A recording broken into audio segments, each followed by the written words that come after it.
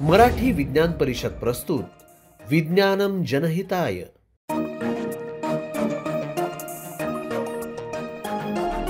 तर्क सुसंगत विचार सरणी तंत्रज्ञाने होते प्रगती देई मानवा सुख समृद्धी निसर्ग अन्विज्ञान विज्ञानाच्या रंजक गोष्टी व्यापून घेई सारी सृष्टी जगण्यातील विज्ञान आणिक विज्ञानातील जगणे विज्ञानम जनहिताय विज्ञानम जनहिताय विज्ञानम जनहिताय विज्ञानम जनहिताय विज्ञानम जनहिताय विज्ञानम जनहिताय विज्ञानम जनहिताय विज्ञानम जनहिताय.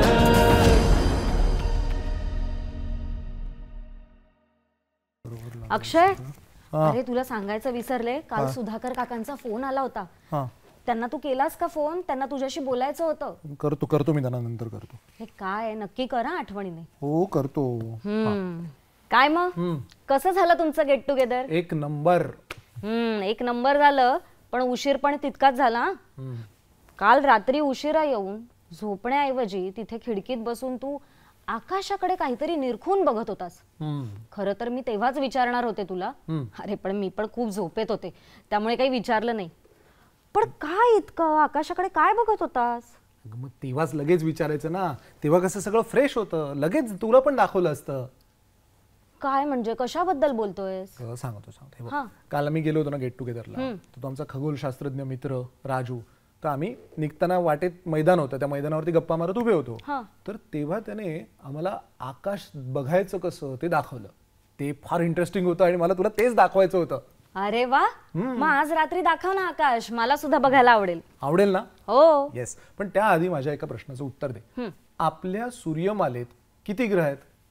आता काय परीक्षा घेणार आहेस की काय माझी? ना. अरे सोपं आहे. हे बघ, चंद्र, नाही सॉरी, चंद्र तर आपल्या पृथ्वीचा उपग्रह नाही का? पृथ्वी, मंगळ, बुध, गुरु, शुक्र, शनी, युरेनस, नेपच्यून, प्लुटो, 9 ग्रह. आहे की नाही मी हुशार? नाही आहेस हुशार. म्हणजे तुझं चुकलं नाही, कारण शाळेत आपल्याला सांगितलं होतं की प्लुटो हा ग्रह आहे. पण तुझं उत्तर चुकलं, कारण प्लुटोची आता ग्रहांमध्ये गणना होत नाही. त्यामुळे आता एकूण ग्रह किती? 9 नाही, 8. बरं, आता पुढचा प्रश्न. मला सांग, या ग्रहांपैकी नुसत्या डोळ्याने आपण कुठले ग्रह बघू शकतो? नुसत्या डोळ्यांनी? हे बघ, युरेनस, नेपच्यून हे ग्रह नुसत्या डोळ्यांनी बघू शकत नाही इतकं मला माहितीये. बाकीचे दिसत असतील ना? बरोबर आहे. बुध, शुक्र, मंगळ, गुरु आणि शनी हे ग्रह आपण नुसत्या डोळ्यांनी बघू शकतो. मात्र त्यानंतरचे म्हणजे युरेनस आणि नेपच्यून हे ग्रह बघायला मात्र आपल्याला दुर्बीण लागते. पण रात्री आकाशात बघून मला ग्रह ओळखायला सांगू नकोस. त्यातल्या त्यात मी शुक्र ग्रह ओळखू शकेन. हुशार आहेस. शुक्र आपण सहज ओळखू शकतो, कारण तो आपल्या सूर्यमालेतला सगळ्यात तेजस्वी ग्रह आहे. म्हणजे बघ, आकाश जरी तेच असलं तरी कितीतरी गोष्टी असतात रे आकाशात. मला कधी कधी प्रश्न पडतो, किती तारे असतील रे आकाशात? आपल्या आकाशात 2 अब्ज तारे आपल्या आकाशात आहेत. बापरे. आणि त्यापैकी फक्त 6000 तारे आपल्याला दिसतात. त्यातूनही शहरात प्रदूषण जास्त असतं, त्यामुळे इथे जरा कमी दिसतात. मात्र गावाकडे गेल्यानंतर जरा जास्त दिसतात. मला सांग अनु, तुला आपल्या सूर्यमालेतला सगळ्यात मोठा ग्रह कोणता ते माहिती आहे का? नाही माहिती. मी सांगू? सांग ना. पण त्याआधी तुला मी हुशार आहे हे मान्य करायला पाहिजे. हो रे बाबा, तू खूप हुशार आहेस. आता आहेस ना इतका हुशार, मग सांग ना सगळ्यात मोठा ग्रह कोणता ते? आपल्या सूर्यमालेतला सगळ्यात मोठा ग्रह आहे गुरु. तुला सांगतो अनु, गुरु हा ग्रह एवढा मोठा आहे की त्याच्यामध्ये 1300 पृथ्वी सामावू शकतात. बापरे. हो. आणि दुर्बिणीमधून आपण जेव्हा गुरु ग्रह बघतो ना, तेव्हा आपल्याला त्याचे 4 उपग्रह दिसतात. आणि आपल्याला गुरुवरती एक लाल डाग आहे तो सुद्धा दिसतो. बरं. तो लाल डाग कसला आहे माहितीये का तुला? तो लाल डाग म्हणजे गुरुवरचं एक मोठं वादळ आहे. हो बापरे. मला सांग, तुझा मित्र मंगळाबद्दल काय म्हणाला? मंगला? कोण मंगला? आमच्या गेट टुगेदर मध्ये कोणी मंगला नव्हती. गप रे अक्षय, फालतू जोक्स करू नकोस. मी मंगळ ग्रहाबद्दल म्हणते. म्हणजे जिथे जाऊन भविष्यात माणसाला राहता येऊ शकतं असं ऐकलंय हा मी. आणि हो, मंगळावर जीवसृष्टी असल्याचं सुद्धा ऐकिवात होतं माझ्या. बरोबर. पण हे खरं आहे का? नाही म्हणजे हा प्रश्न मी नाही, पण आमचा दुसऱ्या एका मित्राने त्याला हा प्रश्न विचारला तेव्हा तो काय म्हणाला माहितीये का, की मंगळावरती अजून तरी जीवसृष्टी सापडलेली नाहीये. आणि जरी ती मंगळावरती असली तरी ती अगदीच प्राथमिक अवस्थेत असेल. बरं. आणि शनीबद्दल काय म्हणाला? हा, माझ्या पत्रिकेतल्या शनीबद्दल का? पण नाही ग, तुझ्याबद्दल काही बोलला नाही तो. गप्पा बसा अक्षय, आता खूप होतंय. फालतू जोक नकोय. मी शनी ग्रहाबद्दल म्हणते. बरं, त्यावरून मला काय आठवलं माहितीये, शनी ग्रहाचा असा छान कडी असलेला जो फोटो होता, जे चित्र होतं ना, ते मी पहिल्यांदा आपल्या शाळेच्या पाठ्यपुस्तकात बघितलं होतं. आणि तुला माहितीये का गंमत, ते चित्र बघितल्यानंतर ना दुसऱ्या दिवशी असा कुठला कडी असलेला ग्रह आकाशात कुठे दिसतोय का हे शोधण्याचा मी खूप प्रयत्न केला, पण असा कुठला ग्रह मला दिसला नाही रे बाबा. बरोबर आहे अगं तुझं. पण आपल्याला जर शनीभोवतीची ही कडी बघायची असतील ना, तर ती नुसत्या डोळ्याने आपल्याला दिसणार नाही. त्यासाठी आपल्याला दुर्बिणीतूनच बघावं लागेल. बरं, तुला माहितीये का ही कडी नेमकी कशापासून बनली आहे? अक्षय, काय होतंय माहितीये, तर राजूकडून मिळालेल्या ज्ञानावर ना तू इथे येऊन फुकट शायनिंग मारतोयस माझ्या समोर. आता तुला माहितीये ना त्याचं उत्तर, मग तूच सांग ना. सांगतो. ही जी कडी आहेत ना, ही कडी दगड, धोंडे आणि बर्फ यांच्यापासून बनलेली आहेत. आणि अशीच कडी गुरु, युरेनस आणि नेपच्यून भोवती सुद्धा आहेत. तू या मित्राचा उल्लेख करतोयस राजूचा, एवढ्या वर्षात कधी त्याचं नाव तुझ्याकडून मी ऐकलं नाही रे. मग हा अचानक कुठून उगवला धूमकेतू सारखा? धूमकेतू सारखा नाही, हा ना कॉलेज झाल्यानंतर जो गेला तो कायांचा अमेरिकेला सेटल झाला. तिथे शिकला, राहिला वगैरे. आणि त्याची आई आता आजारी असल्यामुळे तिला भेटायला म्हणून तो आला. तेव्हा आला तेव्हा तो आम्हाला सगळ्यांना भेटला. बरं, तू आता धूमकेतू सारखा जे म्हणालीस ना, तर तुला माहितीये धूमकेतू म्हणजे काय? अरे, ते अदनमधनं दिसणाऱ्या व्यक्तींना आपण धूमकेतू म्हणतो ना, त्या अर्थाने म्हटलं मी. हा, पण आता खगोलशास्त्राविषयीच म्हणायचं असेल तर धूमकेतू हे आपल्या ग्रहमालेचे घटक आहेत, इथवरच माहितीये मला. पण ते कशाचे बनले असतात, काय असतं याबद्दल नाही माहिती मला. आता कुठे गेली तुझी तर्क सुसंगत विचारसरणी? अगं, शनीभोवतीची ही कडी दगड, धोंडे आणि बर्फापासून जशी बनलेली आहे, तसा हा धूमकेतूचा गोळा सुद्धा बर्फ आणि धुळीपासून बनलेला आहे. आणि हे वेगवेगळ्या कक्षांमध्ये सूर्याभोवती फिरत असतात. आणि ते जसे सूर्याच्या जवळ येतात ना, तसे बर्फ आणि वाळू वेगळी होते आणि मग शेपटीच्या आकाराचा धूमकेतू आपल्याला दिसतो. मग सूर्याचं काय रे? सूर्य सुद्धा धुळीपासून बनलाय? नाही, अगं, पृथ्वीसह सगळे ग्रह ज्याच्या भोवती फेर धरून फिरतात, तो सूर्य हा एक चक्क तारा आहे आणि तो एक वायूपासून बनलेला गोळा आहे. अरे बापरे. तुला अजून एक गंमत सांगतो. सूर्याला पृथ्वीसारखा घट्ट पृष्ठभाग नाही. सूर्याचा वायुरूपी पृष्ठभाग हा अत्यंत तप्त असतो आणि त्यातून सतत ज्वाळा उफळत असतात. त्याचं तापमान सुमारे 5,500 अंश सेल्सिअस इतकं असतं. बापरे.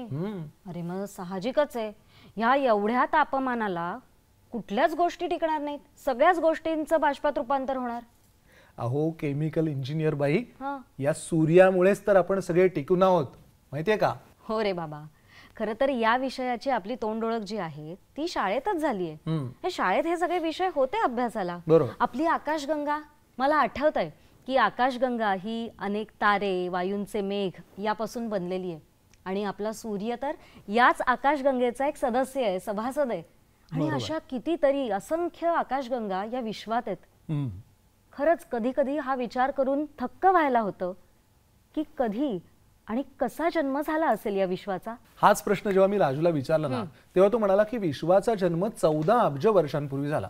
वैज्ञानिक असं म्हणतात की एका बिंदुवत कणाच्या महास्फोटामधून हा जन्म झाला. जेव्हा मी त्याला विचारलं की अरे विश्वाची निर्मिती कशी झाली ते सांग, त्यावर तो काय म्हणाला माहितीये का, की नेहरू प्लॅनेटोरियम मध्ये सध्या एक शो सुरू आहे, तो तुम्ही सगळ्यांनी जाऊन बघा, म्हणजे तुमच्या सगळ्या प्रश्नांची उत्तरं मिळतील. आता बघू कधी योग जुळून येतोय.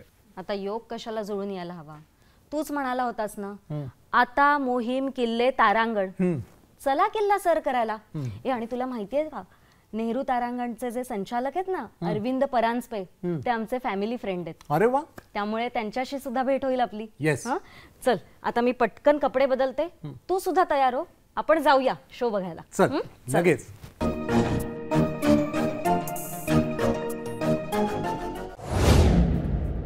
मराठी विज्ञान परिषद स्थापना 1966, त्याच वर्षी पहिलं विज्ञान संमेलन, आजतागायत एकूण 58 संमेलनं, असंख्य विज्ञान उपक्रम.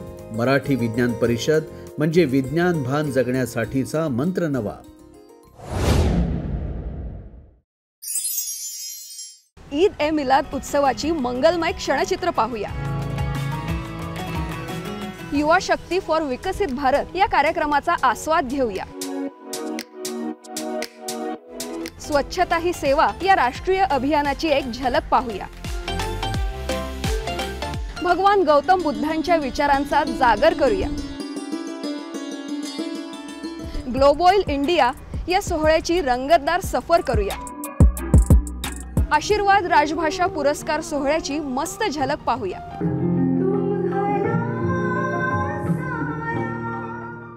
पोषण माह या स्तुत्य उपक्रमाबद्दल जाणून घेऊया.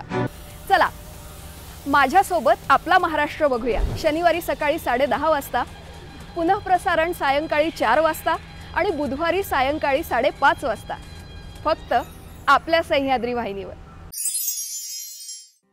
मराठी विज्ञान परिषदेच्या प्रांगणात जे.बी. जोशी फाउंडेशनचे असंख्य प्रयोगशील उपक्रम, पद्मभूषण पुरस्काराचे मानकरी डॉक्टर जे.बी. जोशी यांच्या मार्गदर्शनाखाली संशोधन करणारे अनेक विद्यार्थी, भारतातल्या सगळ्यात कठीण समस्येवर, गरिबीवर विज्ञान तंत्रज्ञानाच्या माध्यमातून उपाय शोधण्याचा प्रयत्न करत आहे J B. Joshi research foundation. Marathi विज्ञान परिषदेच्या प्रांगणात कार्यरत असणारी एक महत्त्वाची शाखा J B. Joshi research foundation. Meenal Wagralkar आपल्या भेटीला येत आहेत अनवट स्वाद या कार्यक्रमात. विड्याच्या पानांच्या वड्या कशा बनतात हे आपण जाणून घेणार आहोत. तर हा जो देठाकरचा भाग असतो तो आपल्याला कापून टाकायचा. चिंचेचा कोळ काढून त्यामध्ये गुळ मिक्स केला आहे. ही हिरवी मिरची, लसूण, आलं असं वाटून घ्यायचं मिक्सर मध्ये. दुकानांमध्ये असेच काही पदार्थ विकायला येतात, त्यांना नावं काहीतरी वेगळी दिलेली असतात आणि मग ती आपण विकत घेऊन खातो. आवाजावरून तुम्हाला कळलं असेल की ती कुरकुरीत झाली. प्रसारण मंगळवार दिनांक 8 ऑक्टोबर रोजी सकाळी 11:30 आणि सायंकाळी 4 वाजता, फक्त आपल्या सह्याद्री वाहिनीवर. 22 डिसेंबर राष्ट्रीय गणित दिन. चला बनूया गणित मित्र. मराठी विज्ञान परिषद आयोजित शिबिरामध्ये अत्यंत मनोरंजक पद्धतीने शिकूया ठोकळ्यांची गणिती करामत. पायथागोरस, युलर, फॉर्मॅट सारख्या गणितींचे सिद्धांत आणि संकल्पना. विविध गणिती उपक्रमांचे आयोजन. शिक्षक, विद्यार्थी आणि पालकांसाठीची कार्यशाळा जर्नी थ्रू मॅथमॅटिक्स. संपर्क मराठी विज्ञान परिषद.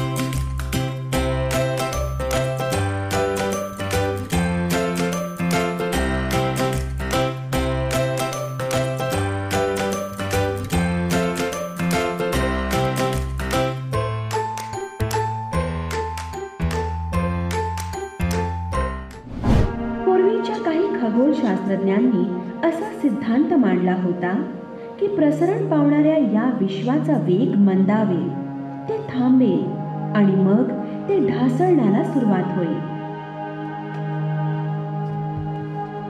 पण या सिद्धांताबद्दल आता शंका व्यक्त केली जाते, कारण नुकताच खगोलशास्त्रज्ञांना शोध लागलाय एका गोष्टीचा, जिला त्यांनी नाव दिले कृष्ण ऊर्जा आणि कृष्ण द्रव्य, म्हणजेच dark energy and dark matter. आपल्याला जरी या द्रव्याचं स्वरूप फारसं समजलं नसलं तरी आपल्याला हे लक्षात आलंय की ते विश्वाचा बहुतांशी भाग व्यापून आहे. आणि असाही शोध लागलाय की विश्व नुसतंच प्रसरण पावत नाहीये, तर त्याचा वेगही वाढतोय. जसजसा काळ पुढे सरकतोय तसतसं एक कोडं सोडवल्यानंतर अधिकाधिक कोडी समोर येत आहेत. विज्ञानाची हीच तर खूबी आहे.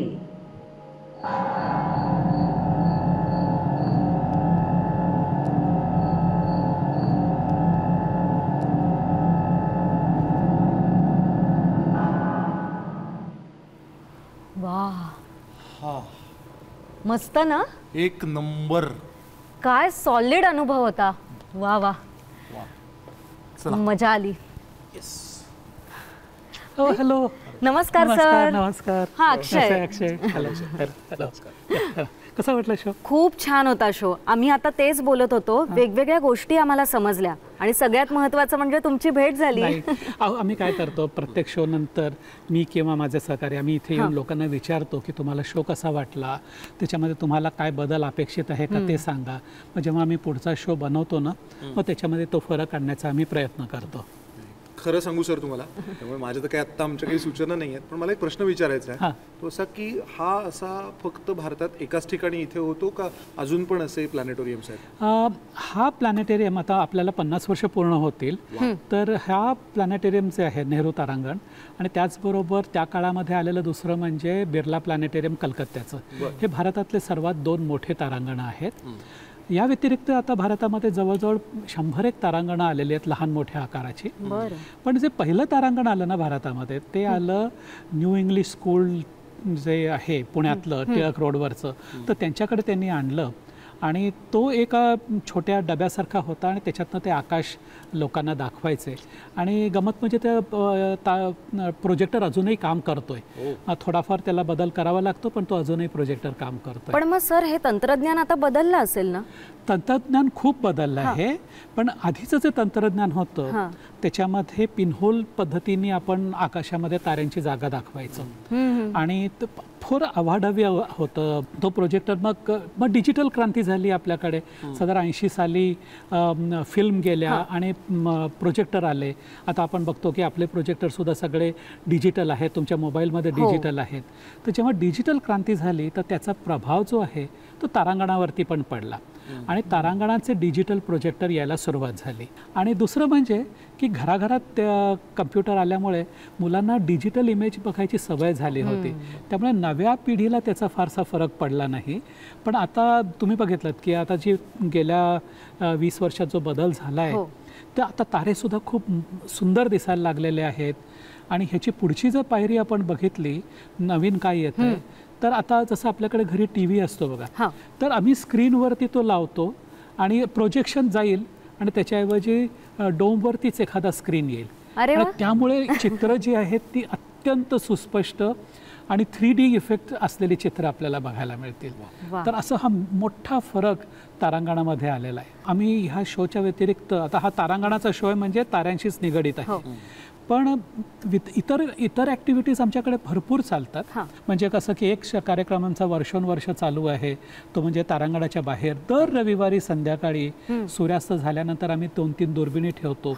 मग त्या दुर्बिणीतनं प्रत्यक्ष आकाश दाखवतो आणि साधारण 7:30 ते 9-10 पर्यंत सुद्धा लोक आमचे जे व्हॉलेंटियर्स आहेत ते आकाश दाखवतात. तो एक कार्यक्रम होतो.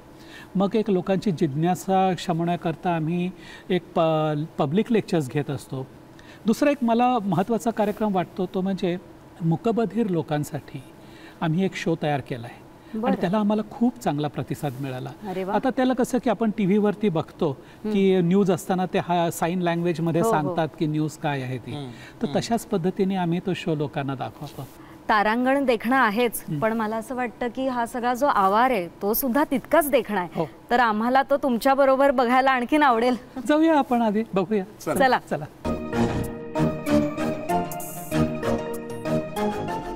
28 फेब्रुवारी राष्ट्रीय विज्ञान दिन. या निमित्त मराठी विज्ञान परिषद आयोजित विविध उपक्रम, व्याख्याने, परिसंवाद, प्रश्नमंजुषा, निबंध स्पर्धा, वक्तृत्व स्पर्धा, चित्रकला स्पर्धा, दृकश्राव्य कार्यक्रम, प्रदर्शने, शिबिरे, विज्ञान दिंडी, विज्ञान गीत. संपर्क मराठी विज्ञान परिषद.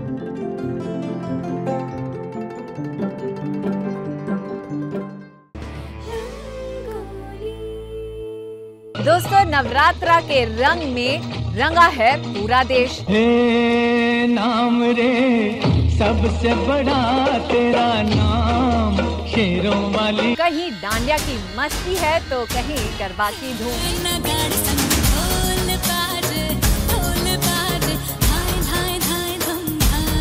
साथ ही देखेंगे चुनरी के अलग अलग रंग. इन्हीं लोगों ने ले ली ना दुपट्टा मेरा. चाहे भक्ति का हो, प्रेम का हो या इश्क का, नवरात्रि और चुनरी पर बने सुपरहिट गाने और उनसे जुड़े दिलचस्प किस्से जानने के लिए देखिए रंगोली। रंगोली प्रसारण दर रविवारी दुपारी 12 वाजता, दर गुरुवारी दुपारी 2:30 आणि रात्री 8:30 वाजता दूरदर्शनच्या सह्याद्री वाहिनीवर। मराठी विज्ञान परिषद आयोजित शहरी शेती ओळख वर्ग 1994 सालापासून 15,000 लोकांपर्यंत पोहोचलेला, प्रसार माध्यमांनी गौरवलेला स्तुत्य उपक्रम। अगदी माफक शुल्कामध्ये मराठी व इंग्रजीमध्ये मार्गदर्शन उपलब्ध, सोबत शहरी शेती कशी करावी हे पुस्तक भेट। अधिक माहितीसाठी संपर्क मराठी विज्ञान परिषद।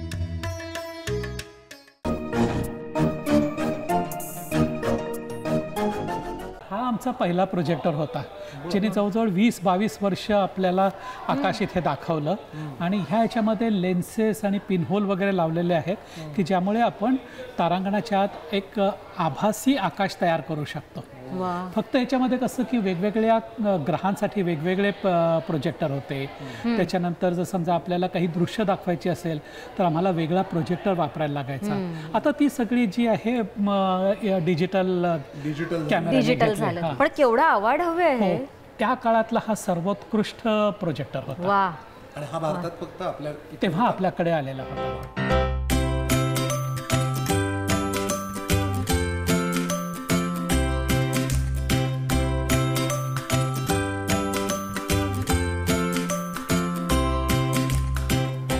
तुम्हाला मी एक हेच मॉडेल आहे, हे फिरतं मॉडेल आहे आणि हे मॉडेल आपल्याला सूर्याच्या आतली काय परिस्थिती आहे हे आपण ह्याच्यातनं दाखवत असतो। अरे वा। आणि सूर्य का, तर सूर्य हा एकतर एकुलता एक तारा आहे आपल्या सूर्यमालेतला आणि आपल्याला ऊर्जा देणारा हा एकुलता एक स्रोत आहे। सगळी जी ऊर्जा आपल्याला इथे मिळते कुठल्या तरी पद्धतीने ती सगळी आपण सूर्याकडनंच मिळवलेली आहे। आपण इलेक्ट्रिसिटी वगैरे येते पण त्याचा जनक हा आहे। माझ्या मनात अजून एक प्रश्न आला सर की खगोलशास्त्रामध्ये ज्यांना रस आहे तर त्यांना इथे येऊन अभ्यास करण्यासाठी काही सुविधा आहेत का? की ज्यांना नुसता अभ्यास करायचा आहे त्यांच्यासाठी आमची लायब्ररी उपलब्ध आहे। आणि जर कुणाला एखादा प्रकल्प करायचा असेल, आता काही प्रकल्प असू शकतात, म्हणजे शाळेतले विद्यार्थी ग्रहणांचा प्रकल्प करू इच्छितात, काही विद्यार्थी तुमचं काही सर्वेचे प्रकल्प असू शकतात किंवा ताऱ्यांच्या संदर्भात प्रकल्प असू शकतात। तर ह्या सगळ्या प्रकल्पांना जशा पद्धतीने आम्ही मदत करू शकू अशी त्यांना मदत करू।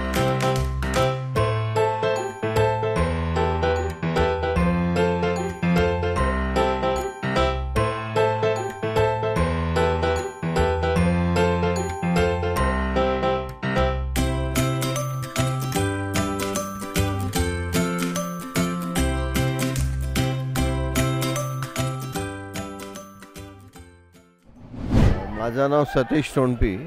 आज मी माझ्या नातवंडांना इथे घेऊन आलो आहे दाखवण्यासाठी। ही फारच चांगली फॅसिलिटी आहे, छान प्रोग्राम कंडक्ट केला जातो। We had a very enjoyable and comprehensive understanding of what is our universe and we enjoyed the show very much. तो ये प्रोग्राम इंडिया के स्टैंडर्ड के हिसाब से बहुत अच्छा है और इन्होंने बहुत चेंजेस किए हैं। पहले जैसे नेहरू प्लानिटोरियम होता था इन 1995 से लेके जो आज है उसमें बहुत फ़र्क आ गया है। नमस्ते, हम लोग पुणे से आए हैं। तो पर्पस आने का यही था कि प्लैनेट के बारे में थोड़ी नॉलेज लेना, पर यहाँ के जो डिजिटल फॉर्म में इन्होंने बताया काफ़ी अच्छा लगा, काफ़ी नॉलेज मिली अपने को, बच्चे को भी मज़ा आया, काफ़ी चीज़ें हैं यहाँ पे सीखने को। तो सबको आना चाहिए, बेसिक नॉलेज यहाँ से काफ़ी मिल जाती है अपने को प्लॅनेट्स के बारे में। माझं नाव श्रीजित, माझ्या मुलांचा बड्डे होता म्हणून आणले इथे। त्यांना स्टारबद्दल खूप कौतुक आहेत आणि शो खूप छान होता, चांगला एक्सपिरियन्स होता इथे। ॲनिमेशन खूप एकदम छान होता।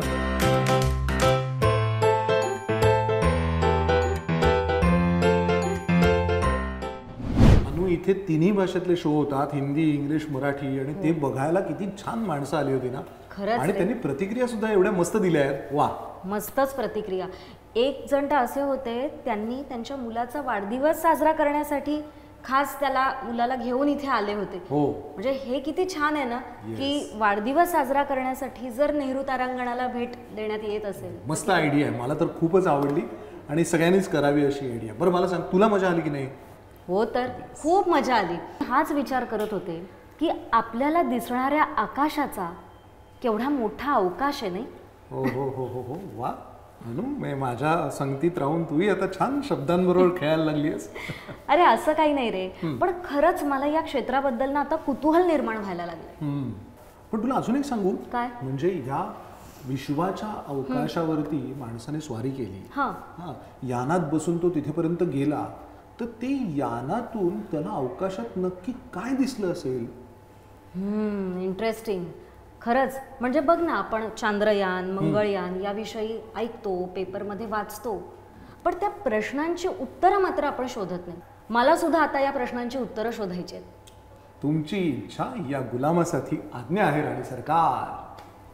हे काय आता नवीन नाटक? राणी साहेब, तर येत्या रविवारी सकाळी ब्रेकफास्ट पर्यंत तुमच्या या सगळ्या प्रश्नांची उत्तरं हा गुलाम तुमच्यासमोर सादर करेल.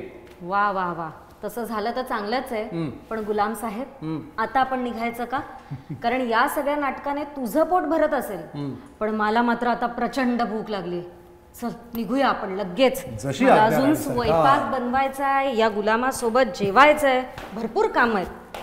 पण एकंदरीतच आजचा दिवस छान गेला. पहिला प्रश्न आहे की भारतातलं पहिलं तारांगण कुठे सुरू करण्यात आलं? आणि दुसरा प्रश्न आहे, गुरुग्रहावर जो लाल डाग दिसतो ते काय आहे? आणि आता मागच्या भागातल्या प्रश्नांची उत्तरं.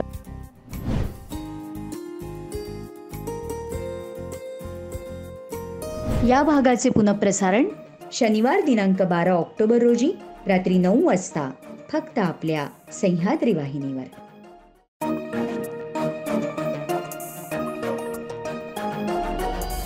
सुसंगत विचार सरणी तंत्रज्ञाने होते प्रगती. देई मानवा सुख समृद्धी निसर्ग अन्विज्ञान. विज्ञानाच्या रंजक गोष्टी व्यापून घेई सारी सृष्टी. जगण्यातील विज्ञान आणिक विज्ञानातील जगणे. विज्ञानम जनहिताय विज्ञानम जनहिताय विज्ञानम जनहिताय विज्ञानम जनहिताय विज्ञानम जनहिताय विज्ञानम जनहिताय विज्ञानम जनहिताय विज्ञानम जनहिताय. मराठी विज्ञान परिषद प्रस्तुत विज्ञानम जनहिताय.